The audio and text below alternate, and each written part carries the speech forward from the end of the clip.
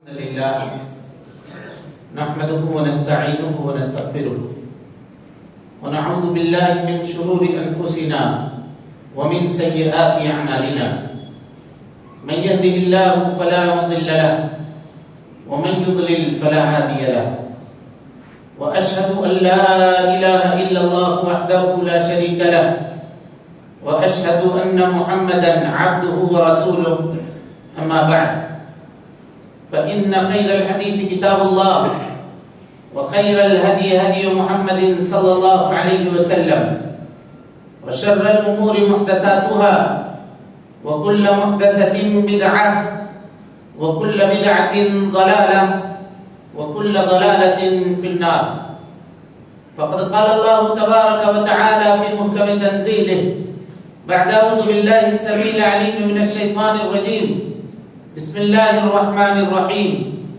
ولقد خلقنا الإنسان ونعلم ما توسوس به نفسه ونحن أقرب إليه من حبل الوريد إذ يتلقى المتلقيان عن اليمين وعن الشمال قعيد ما يلفظ من قول إلا لديه رقيب عتيد وجاءت سكرة الموت بالحق ذلك ما كنت منه تحيد ونفخ في الصور ذلك يوم الوعيد وجاءت كل نفس معها سائق وشهيد لقد كنت في غفلة من هذا فكشفنا عنك غطاءك فبصرك اليوم حديد وقال قرينه هذا ما لدي عتيد ألقيا في جهنم كل كفار عنيد مناع للخير معتد مريب الذي جعل مع الله إلها آخر فألقياه في العذاب الشديد قال قرينه ربنا ما أطغيته ولكن كان في ضلال بعيد قال لا تختصموا لدي وقد قدمت إليكم بالوعيد ما يبدل القول لدي وما أنا بظلام للعبيد وقال الله تبارك وتعالى في مقام آخر يوصيكم الله في أولادكم للذكر مثل حظ الأنثيين فإن كنا نساء فوق اثنتين فلهن ثلث ما ترك وإن كانت واحدة فلها النصف ولأبويه لكل واحد منهما السدس مما ترك إن كان له ولد فإن لم يكن له ولد وورثه أبواه فلأمه الثلث فإن كان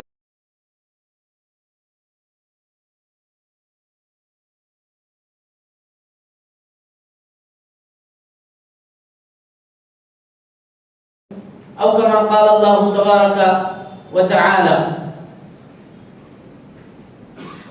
محترم حاضرین خواتین اسلام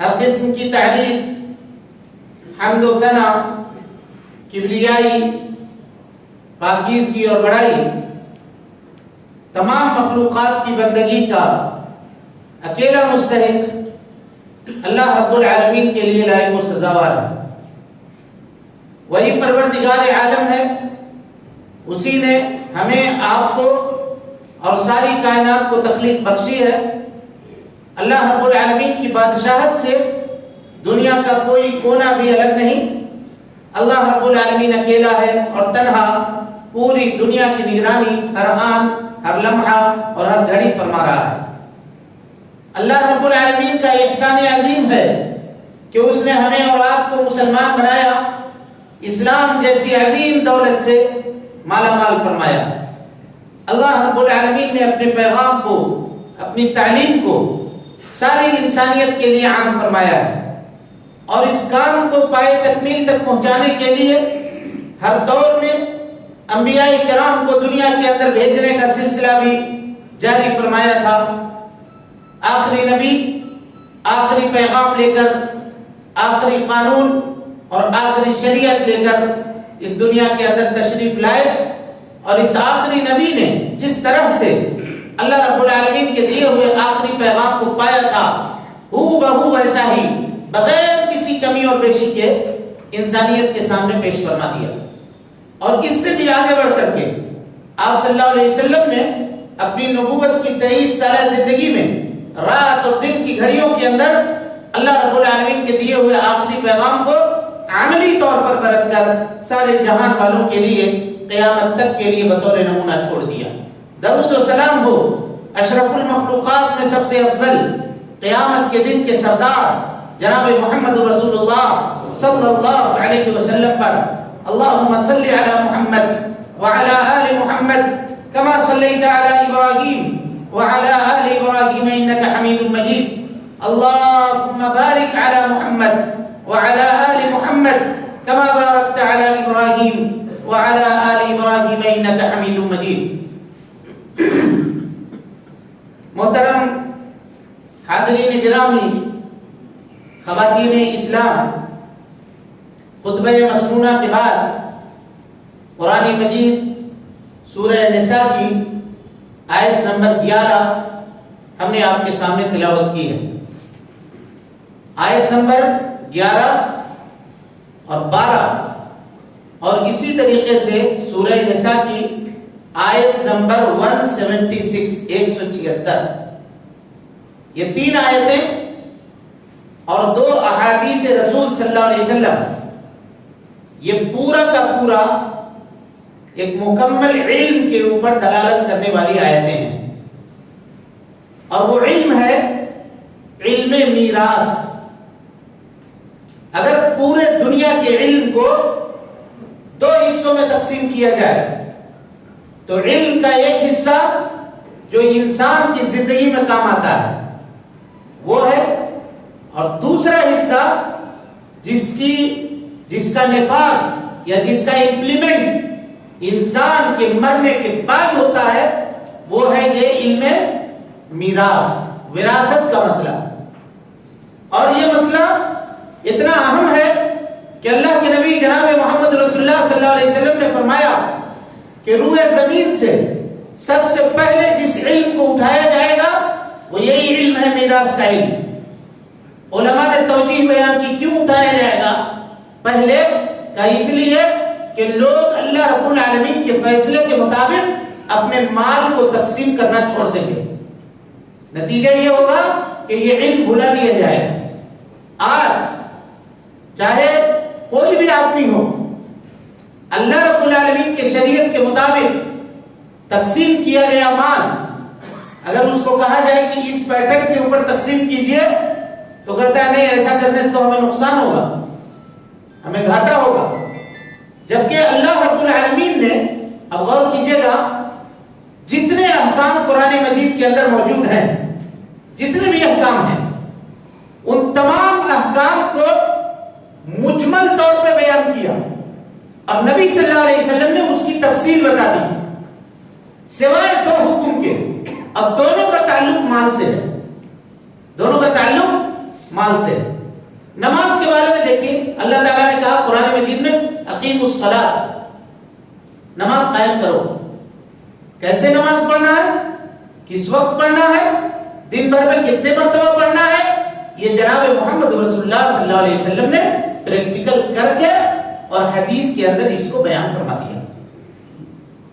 لیکن وراثت کے تقسیم کا جو مسئلہ ہے، ایک ایک مسئلے کو اللہ رب العالمین نے خود سے بیان کیا، اس میں کسی کو شریک نہیں کیا۔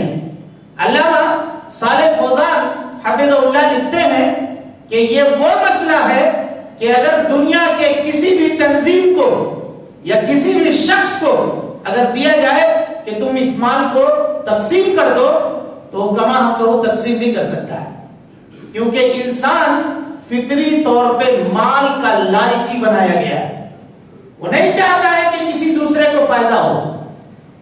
لیکن اللہ رب العالمین نے اس مال کے تقسیم کی ذمہ داری خود سے اٹھائی اور پورے مال کو اللہ رب العالمین نے تقسیم فرما دیا کہ مرنے کے بعد وہ اپنے جن جن وارثین کو آدمی چھوڑتا ہے ان وارثین میں سے کس کو کتنا مال ملے گا یہ قرآن مجید کی آیتوں کے اندر بیان فرما دیا۔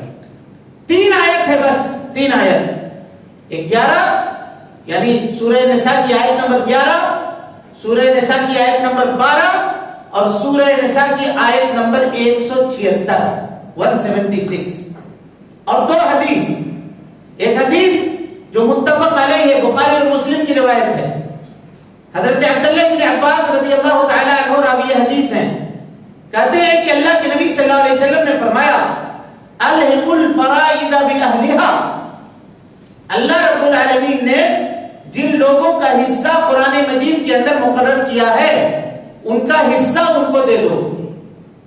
اب اس کے بعد جو مال بچ گیا حصہ لگانے کے بعد تو میت کے سب سے قریبی مذکر رشتہ دار کو وہ پورا مال مل جائے گا.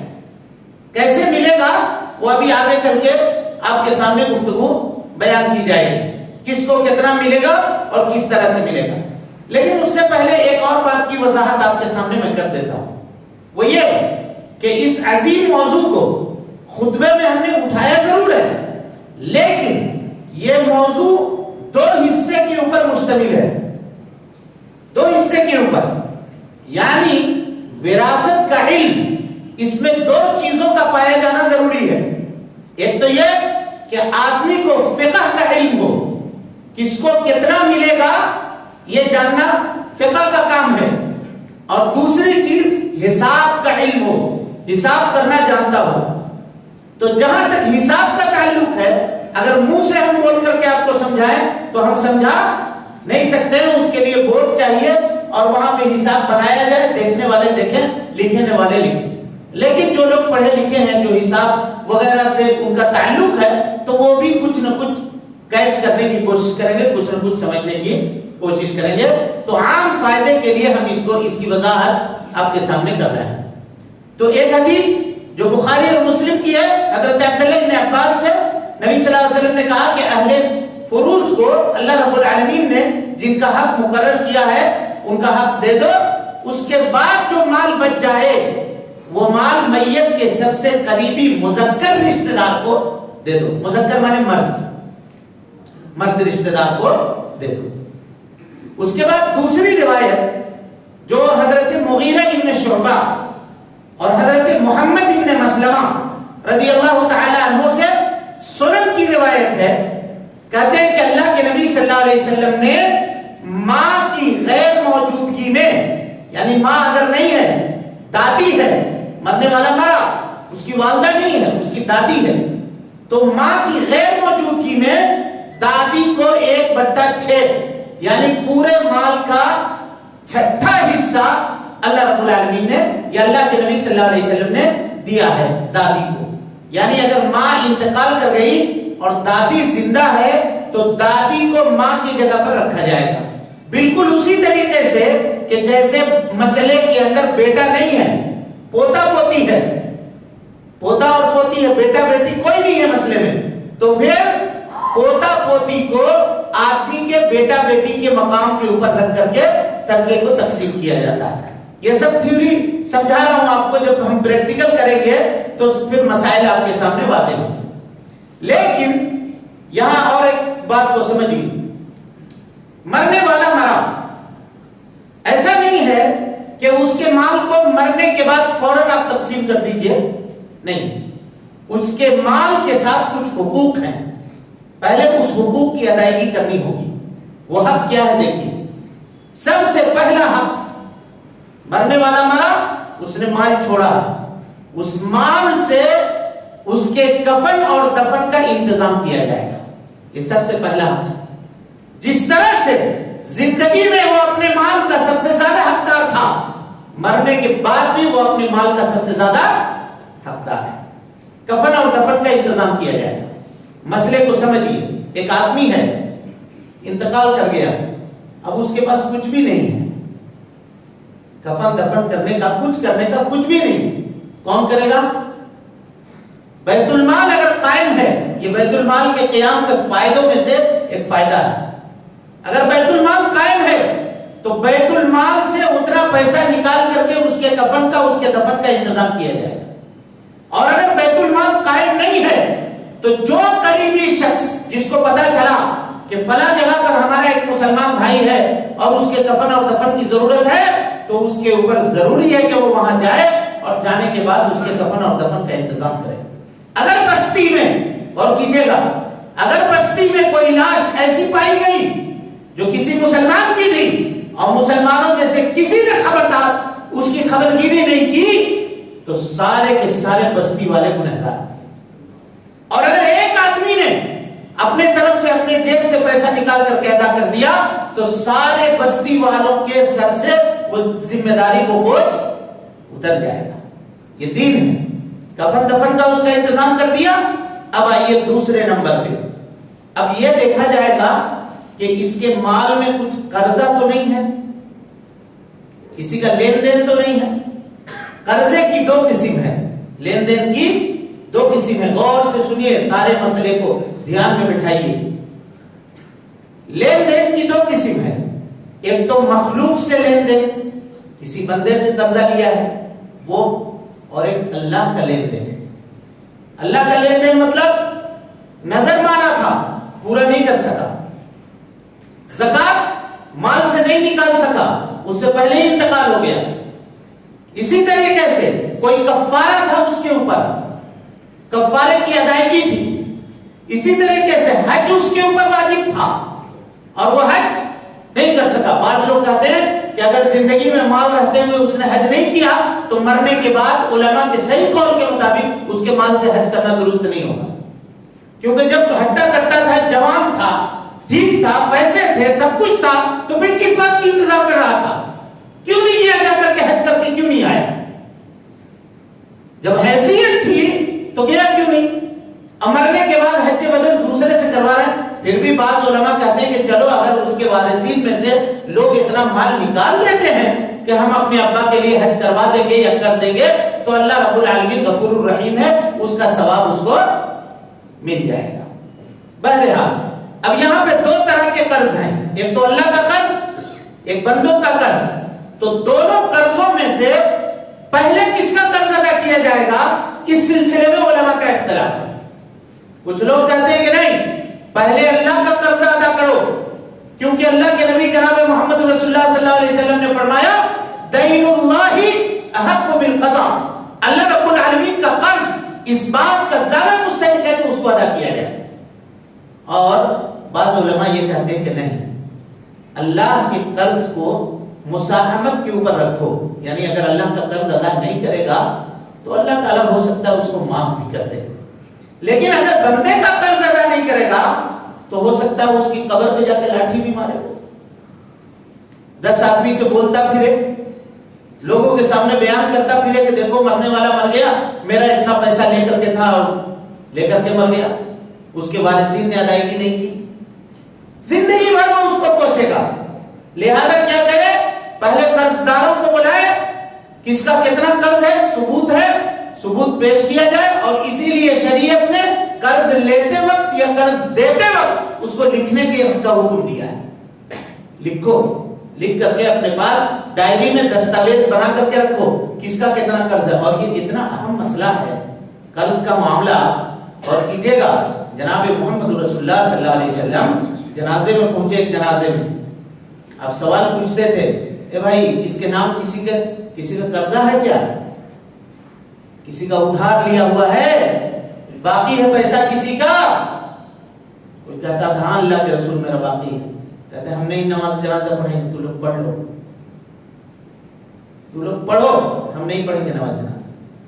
نہیں پڑھتے تھے اللہ کے رسول صلی اللہ علیہ وسلم. ہاں حتیٰ کہ اگر کوئی آدمی مجلس میں کھڑا ہو جاتا اور کہتا کہ اللہ کے رسول, ایسا نہیں, آپ پڑھ دیجئے جنازہ, اس کا قرضہ ہم اپنے جیب سے دے دیں گے. اگر وہ ذمہ داری لیتا تو پھر جناب محمد رسول اللہ صلی اللہ علیہ وسلم اس کا جنازہ پڑھتے. یہ اہم مسئلہ. لوگ یہ سمجھتے ہیں کہ چلو رات گئی, بات گئی, لینے والا گیا, قرضہ گیا, کس کو دیا تھا, کس سے پوچھ رہے ہو؟ ہم کو دیے تھے, میرے باپ کو دیے تھے, وہ ذمہ دار نہیں. یہ نہیں چلنے والا. اگر اس نے لیا تھا قرضہ تو پھر اس کے وارثین کے لیے یہ ذمہ داری ہے کہ وہ قرضہ دیں. اچھا, یہاں پہ ایک اور مسئلے کو سمجھیے. اگر اتنے لوگوں کا قرضہ تھا, مال اس نے چھوڑا ہے 5 لاکھ, ایک مثال دے رہا ہوں, 5 لاکھ, اور قرضہ ہے اس کے اوپر 8 لاکھ, تب علماء کہتے ہیں سارے لوگوں کو بلا کر کے اس کے قرضے کے نسبت کے حساب سے سب کو مال دے دیا جائے گا. تمہارا اتنا تھا, چلو اتنا پرسنٹ تم لو, اتنا پرسنٹ تم لو, اتنا پرسنٹ تم لو. اب وارثین کیا تم کو کچھ نہیں ملے گا، جب خالی ہے، قرضہ ادا ہو گیا، مال اگر نہیں بچا، اگر بیٹا کھڑا ہو جائے نہیں ابا قرضہ لیے تھے، یہ مال تو ہم سے ملا ہے، شریعت کہے گی نہیں نہیں نہیں، قرضہ اس نے لیا تھا، اب اس قرضے کی ادائیگی کیا جائے گا، تم فائدہ اٹھاؤ گے اور جس نے قرضہ دیا وہ نقصان اٹھائے گا، وہ کیوں نقصان اٹھائے گا؟ اس لیے پہلے اس کے قرضے کو ادا کر دیا جائے گا، اب اس کا قرضہ ادا کرنے کے بعد اگر مال بچتا ہے تو پھر اللہ رب العالمین کے قرض کو ادا کیا جائے گا، اور پھر اللہ کے قرض کو ادا کرنے کے بعد اگر مال بچتا ہے تو پھر وارثین کے درمیان تقسیم کیا جائے گا۔ سمجھ گئے؟ یہ دوسری چیز، اب جب سب قرضہ ادا ہو گیا، سب کچھ ہو گیا، تو اب پھر تیسرا اسٹیپ، اس کے مال میں یہ دیکھا جائے گا کہ مرنے والے نے کچھ وصیت کی ہے کیا، کچھ وصیت کی ہے، یہ دیکھا جائے گا۔ وصیت کا سسٹم یہ ہے، غور کیجئے گا، وصیت کا سسٹم یہ ہے کہ آدمی اپنی زندگی میں اپنے مال کا 1/3، 1/3 حصہ وصیت کر سکتا ہے، اس سے کم، اس سے زیادہ وصیت کرنا علماء نے کہا کہ یہ مکروہ ہے، یہ جائز نہیں۔ حضرت سعد ابن معاذ کی روایت ہے، سعد ابن عبادہ کی، بیمار تھے، نبی صلی اللہ علیہ وسلم گئے، کہا کہ اللہ کے نبی صلی اللہ علیہ وسلم میرے پاس مال ہے، کیا کروں؟ افا اتصدق بمالی، کیا اپنے پورے مال کو میں صدقہ کر دوں؟ نبی صلی اللہ علیہ وسلم نے کہا نہیں، اتنا مت کرو، اس لیے کہ انک ان تذر ورثتک اغنیاء، تمہارے لیے یہ بہتر ہے کہ تم اپنے بال بچوں کو مالدار بنا کر کے چھوڑو، اس بات سے کہ تم ان کو فقیر بنا دو۔ یتکففون الناس، لوگوں سے وہ مانگتے پھرے، تمہارے پاس مال ہے تو تم پورا مال صدقہ مت کرو، ہاں اگر چاہتے ہو تو کتنا مال پوچھا انہوں نے، کہا کتنا مال؟ نصف مال؟ نبی صلی اللہ علیہ وسلم نے کہا نہیں، نصف مال نہیں، کہا ثلث مال، اللہ کے رسول صلی اللہ علیہ وسلم 1/3 مال، آپ صلی اللہ علیہ وسلم نے کہا ہاں ثلث مال کرو، لیکن ثلث مال بھی بہت زیادہ ہے، اگر ثلث سے بھی نیچے آدمی وصیت کرے تو وہ اس کے لیے بہتر ہے۔ اب یہاں پہ وصیت کا ایک قانون ہے، دیکھیے گا، ہوتا یہ ہے عام طور پہ کہ ایک گھر میں 4 بھائی ہیں، مثال سمجھیے گا، ایک گھر میں 4 بھائی ہیں، والد اور والدہ کی خدمت ایک بھائی نے کی یا 2 بھائی نے کی، دوا دارو کا انتظام کرنا، یعنی دوا پیرو، دارو مطلب دارو پینے والا دارو مت سمجھیے گا، اردو زبان میں استعمال ہے، وہ اس کا انتظام کرتے ہیں، وہ دیکھ بھال کرنا ہے، ہاسپٹل لانا لے جانا، سب کچھ کرنا۔ اب والد صاحب نے کیا کیا، مرنے سے پہلے اپنے 2 بیٹوں کو سائڈ کر دیا اور ان 2 بیٹوں کے نام پوری جائیداد لکھ دی، انہوں نے ہماری خدمت نہیں کی ہے اسی لیے ہمارے جائیداد میں سے اس کو حصہ نہیں ملے گا، اور یہ دونوں نے خدمت کی ہے، اس کو حصہ ملے گا۔ اسلام اس وصیت کو نہیں مانتا ہے۔ نبی صلی اللہ علیہ وسلم کی حدیث سنیے، آپ صلی اللہ علیہ وسلم نے فرمایا ان اللہ اعطى كل ذی حق حقہ، اللہ رب العالمین نے ہر حقدار کو اس کا حق دے دیا ہے، فلا وصیت لوارث، اب اگر کوئی آدمی کسی وارث کے لیے وصیت کرتا ہے تو اس کا وصیت اسلام کی نظر میں قابل قبول نہیں ہے۔ وصیت اس کے لیے ہوگی جس کو مال سے حصہ نہیں مل رہا ہے، سمجھ میں آ رہی بات؟ اب مال سے حصہ کیسے نہیں مل رہا ہے میں آپ کو بتا رہا ہوں، دادا موجود ہے، غور سے سنیے گا مسئلے کو، دادا موجود ہے اور ایک شخص ہے، اس کے 4 بیٹے ہیں، مثال کے طور پہ 4 بیٹوں میں سے ایک بیٹے کا انتقال ہو گیا، باقی 3 بیٹے باقی بچے، ایسی صورت میں باپ بھی زندہ ہے، ادھر بیٹے میں سے ایک بیٹے کا انتقال ہو گیا اور اس کے بچے ہیں، تو ان 3 لوگوں کی موجودگی میں بچوں کو کوئی حصہ نہیں ملے گا، جو یتیم بچے ہیں جس کا باپ مر گیا ہے اس کو کوئی حصہ نہیں ملے گا۔ تب کیسا ہوگا؟ شریعت نے اس یتیم بچے کو فائدہ پہنچانے کے لیے ایک دروازہ کھولا، دادا کو کہا کہ آپ اگر چاہیں، آپ ابھی زندہ ہیں اور آپ کا مال ہے، آپ اگر چاہیں تو اپنے پورے مال میں سے 1/3 مال اپنے یتیم بچوں کے نام کر دیں تو کر سکتے ہیں، مل جائے گا۔ یہ ہے وصیت کا فائدہ، جس کو مال نہیں مل رہا ہے شرعی طور پر اس کو وصیت سے مال دیا جائے گا. جس کو آلریڈی مال مل رہا ہے شریعت نے دیا اس کے نام لکھیے گا تو شریعت اس کا اعتبار نہیں کرتی ہے.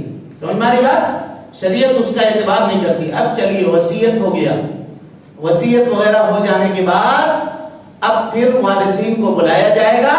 ہاں بھائی آپ لوگ کتنے کتنے لوگ ہیں, کون کون ہیں, اس حساب سے پھر مال کو ان کے درمیان میں تقسیم کیا جائے گا. اب یہاں پہ آئیے, وراثت پانے کے کچھ شروط ہیں, کچھ شروط ہیں. کس شرط پر وصیت ملے گی, کس شرط کے اوپر آدمی کو مال اپنے موروث سے, اپنے مورث سے مال حاصل ہوگا. پہلا شرط دیکھیے, جس کا مال ہے اس کے موت کی تحقیق ہو جانا چاہیے کہ وہ آدمی مر گیا, اور جب وہ مرا اس وقت اس کے وارث کا زندہ ہونا ضروری ہے. سمجھ میں آ رہی بات؟ اس کی ایک مثال دیکھیے, باپ بیٹا دونوں بائک پہ چل کر کے جا رہے ہیں, دونوں لا قدر اللہ ایکسیڈنٹ ہوا راستے میں, اور باپ 1 منٹ پہلے مرا اور اس کے 1 منٹ کے بعد بیٹے کا انتقال ہوا, تو باپ کے مال میں سے بیٹے کو ملے گا, اس لیے وہ 1 منٹ بعد میں مرا. لیکن یہی اگر الٹ دیجیے, 1 منٹ پہلے اگر بیٹا انتقال ہو گیا, باپ 1 منٹ کے بعد انتقال ہوا, تو اب اس بیٹے کو یہاں سے اس کے جو بال بچے باقی بچے ہیں اس کو باپ کے مال میں سے مال نہیں ملے گا. سمجھ میں آ رہی بات؟ یعنی جس وقت مورث موجود ہے, مورث کے موت کے وقت وارث کا زندہ ہونا ضروری ہے, وارث کا زندہ ہونا ضروری ہے. اور یہ ایک چیپٹر ہے, بڑا زبردست چیپٹر.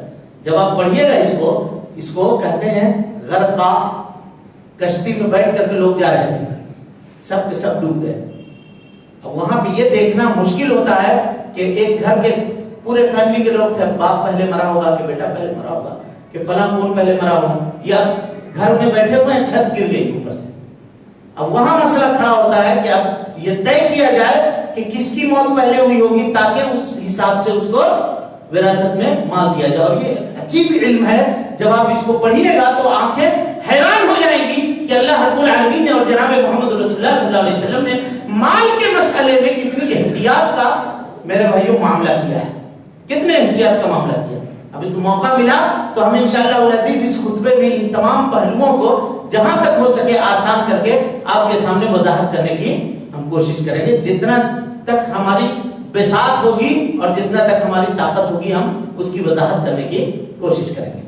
اب یہ سمجھ گئے ترکہ کے تقسیم کا, کس طرح سے مال جب مرنے والا مرے گا اس کے مال کے اوپر یہ حقوق ہوں گے. ان حقوق کی جب ادائیگی ہو جائے گی تو شروط ہیں. شروط میں پہلے یہ ہے کہ جس کا مال ہے اس کا انتقال ہو جائے, جو مال لینے والا ہے اس کے انتقال کے وقت یہ زندہ ہو, اور تیسرا شرط یہ ہے کہ مال موجود ہو. مال ہی نہیں ہے تو تقسیم کیا کرے گا. یہ 3 چیز جس کو فرائض کے ارکان بھی کہتے ہیں. چلیے یہ ہو گیا. اب آئیے سبب, آدمی کس سبب سے وارث ہوگا. تو سب سے پہلا سبب ہے نسب کا.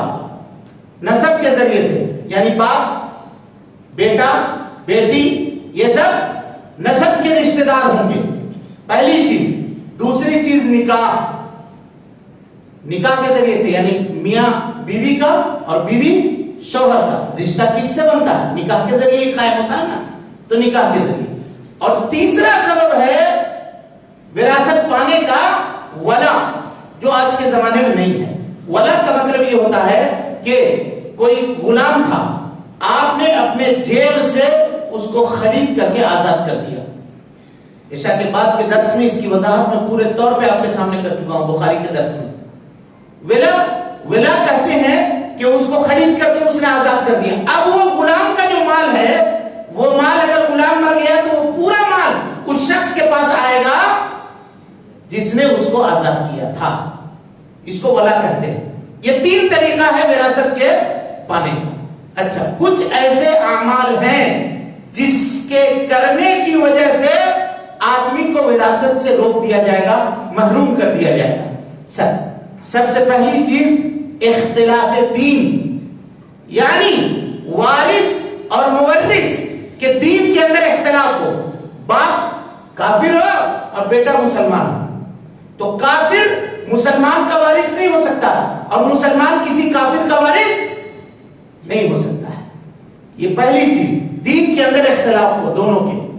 اسی طرح سے رقت ہو، باپ غلام ہے بیٹا آزاد ہے، تو آزاد غلام کا وارث نہیں ہو سکتا، غلام آزاد کا وارث نہیں ہو سکتا۔ اور تیسری چیز ہے قتل۔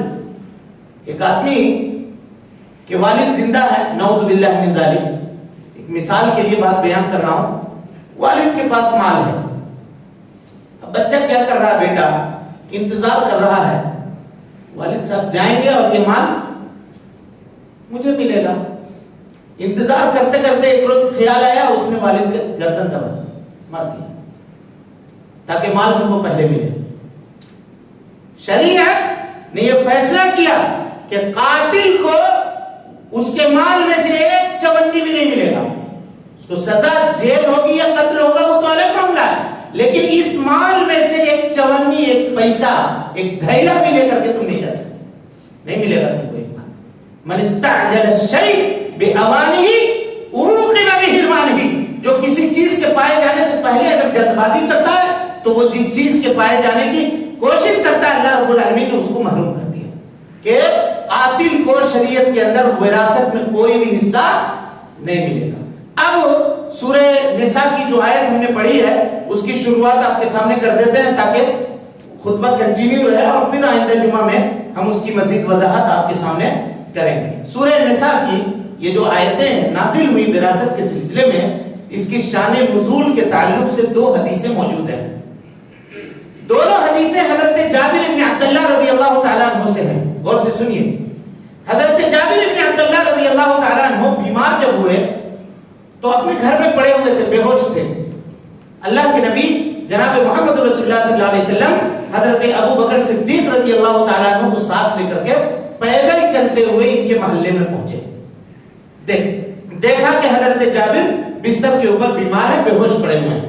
نبی صلی اللہ علیہ وسلم نے وضو کا پانی منگوایا اور آپ نے وضو کیا اور وضو کے بچے ہوئے پانی کو اپنے ہاتھ میں لے کر کے ان کے منہ کے اوپر چھینٹا۔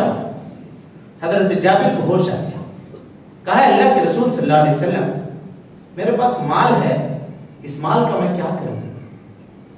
حافظ ابن کثیر رحمۃ اللہ علیہ کہتے ہیں کہ یہ آیت نازل ہوئی اس وقت کہ مال کو یہ تقسیم کرے۔ اب دوسری روایت بھی حضرت جابر بن عبداللہ رضی اللہ تعالیٰ عنہ سے ہے، کہتے ہیں کہ حضرت سعد بن ربی رضی اللہ تعالیٰ عنہ غزوہ احد میں شہید کر دیے گئے۔ جب شہید کر دیے گئے تو ان کی 2 بیٹیاں تھیں، سعد بن ربی کی 2 بچیاں تھیں۔ سعد بن ربی کے بھائی نے یعنی ان بچیوں کے چچا نے پورا مال ہڑپ لیا۔ یہ زمانہ جاہلیت میں ہوتا تھا، لوگ عورتوں کو میراث نہیں دیتے تھے اور اسی طرح سے کمزور یا چھوٹے بچوں کو میراث میں حق نہیں دیتے تھے۔ وہ لوگ ان کو حق دیتے تھے جو طاقتور ہوتا تھا، جو مضبوط ہوتا تھا، اس کو مال دیتے تھے، باقی جو کمزور ہوتا اس کو مال نہیں دیتے تھے۔ یہ زمانہ جاہلیت کا معاملہ تھا۔ اس نے ویسا ہی کیا، ان کی بیٹیوں کو محروم کر دیا۔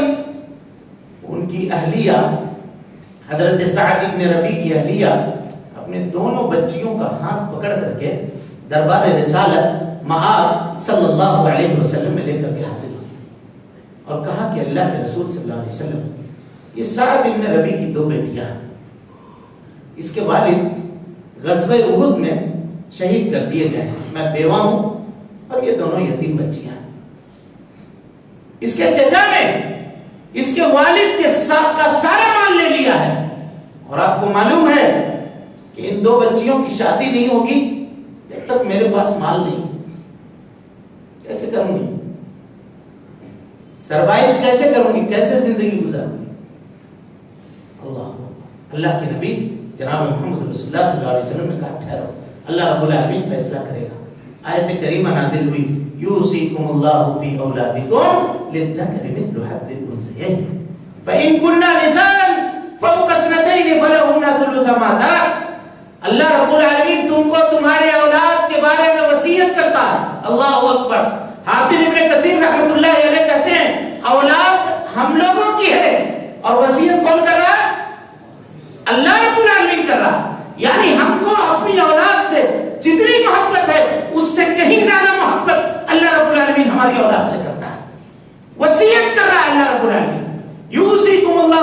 أموالكم للذكر مثل حظ الأنثيين کہ ایک بیٹی کو بیٹے کے مقابلے میں آدھا مال ملے گا. علامہ ناصر سعدی رحمۃ اللہ علیہ کہتے ہیں کہ زمانہ جاہلیت کے نظام میں اور اسلام کے نظام میں فرق دیکھیے.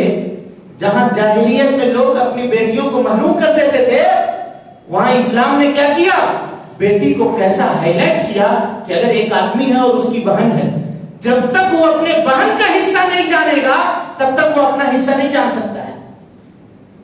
بیٹیوں کو ہائی لائٹ کیا اسلام نے. جب تک آپ نہیں جانیے گا کہ میری بہن جو ہے وہ 5 روپے کا حقدار ہے، تب تک آپ کو یہ معلوم نہیں ہوگا کہ میں 10 روپے کا حقدار ہوں. پہلے بیٹی کا حصہ نکالنا پڑے گا، تب اس کا ڈبل بیٹے کو ملے گا. یہ شریعت نے بیٹی کے ساتھ یہ معاملہ کیا. آج لوگ یہ کہتے ہیں کہ عورتوں کے ساتھ اسلام نے انصاف نہیں کیا ہے. کتنا انصاف کیا ہے یہ انشاءاللہ اس کی وضاحت خطبہ جمعہ کا وقت ختم ہوا، ورنہ یہ وضاحت میں آپ کے سامنے کرتا. تو اب سعد بن ربیع کے معاملے میں فیصلہ کیسے ہوا یہ بیان کر کے خطبے کو ختم کرتا ہوں. نبی صلی اللہ علیہ وسلم نے اس آیت کے نازل ہونے کے بعد اس کے چچا کو بلایا، کہا ادھر آؤ جی سعد بن ربیع کے بھائی کو، اور کہا سنو مسئلے کے اندر سعد بن ربیع کی 2 بیٹی موجود ہے اور اس کی بیوی موجود ہے. تو 2 بیٹی کو باپ کے مال میں سے 2/3 حصہ ملے گا، یعنی 2/3، 2/3. سمجھ میں آ رہی بات؟ 2/3 مال. بیوی کو کتنا ملے گا؟ چونکہ اولاد ہے تو 8واں حصہ 1/8. اور تم چچا ہو یعنی بھائی ہوئے مرنے والے کے مذکر رشتہ دار میں تم سب سے قریبی رشتہ دار ہو تو تم رکو، تم کو بھی مال ملے گا. اب مسئلہ کتنا؟ 24 جگہ پہ تقسیم ہوگا. یعنی سعد بن ربیع کا جتنا مال تھا اس کو 24 حصے میں تقسیم کیا اللہ کے نبی صلی اللہ علیہ وسلم نے. 24 حصے میں تقسیم کرنے کے بعد 8 دنی 16 پوائنٹ ان کی بیٹیوں کو دے دیا. 16 پوائنٹ. اب ماں کا حصہ یعنی سعد بن ربیع کی بیوی کا اس کا حصہ 3 پوائنٹ ہے نا. 16 اور 3 بولیے 19. باقی مال کتنا بچا؟ 5 پوائنٹ اس کے بھائی کو دے دیا. کہا یہ تقسیم ہے. 24 جگہ تقسیم کر کے 16 بیٹیوں کو دے دیا اور اسی طرح سے 3 پوائنٹ اس کے بیوی کو دے دیا، سعد بن ربیع کی بیوی کو، اور جو بھائی تھا ان کو دے دیا 5 پوائنٹ. اور کہا کہ یہ شریعت کے حساب سے فیصلہ کیا گیا، بیٹیوں کو زیادہ مال ملا. اب جو 2/3 مال بیٹیوں کو ملا اس میں سے وہ آدھا کے حقدار. اسی طریقے سے ہر ایک کا حصہ شریعت نے مقرر کیا ہے، جو ہم آئندہ کے خطبے میں آپ کے سامنے اس کی وضاحت کریں گے. اللہ رب العالمین سے دعا ہے کہ اللہ تعالی ہمیں اور آپ کو شریعت کا صحیح علم حاصل کرنے اور اس کو سمجھ کر کے اس کو امپلیمنٹ کر کے اس کو نافذ کر کے اپنی زندگی گزارنے کی توفیق عطا فرمائے. اللہ رب العالمین جب تک زندہ رکھے دین اسلام پہ زندہ رکھے اور جب اٹھائے ایمان پہ اٹھائے. اللہ رب العالمین ہم سب کی نیکیوں کو قبول کرے، سیئات کو درگزر فرمائے. اللہ رب العالمین ان اعمال کی توفیق دے جو ہم کو جنت سے قریب کر دے، ان اعمال سے ہماری حفاظت فرما. اے اللہ رب العالمین جو ہم کو جہنم سے قریب کر دے. اے اللہ ہم سب کو صحت و عافیت عطا فرما. اے اللہ رمضان المبارک کا مہینہ نصیب فرما. اے اللہ لیلۃ القدر نصیب فرما. اے اللہ صحت و عافیت کے ساتھ پورے روزے رکھنے کی توفیق عطا فرما. اے اللہ رب العالمین ان روزوں کو شرف قبولیت سے نواز دے. اے اللہ جب تک زندہ رکھ دین اسلام پہ زندہ رکھ اور جب اٹھا ایمان پہ اٹھا. اقول قولی ھذا واستغفر اللہ لی ولکم ولسائر المسلمین من کل ذنب وخطیئۃ فاستغفروه انه کان للأوابین غفورا.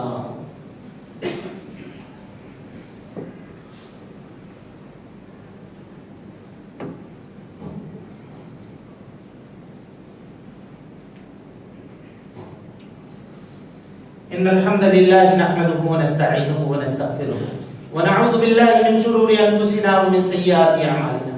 من يهده الله فلا مضل له ومن يضلل فلا هادي له.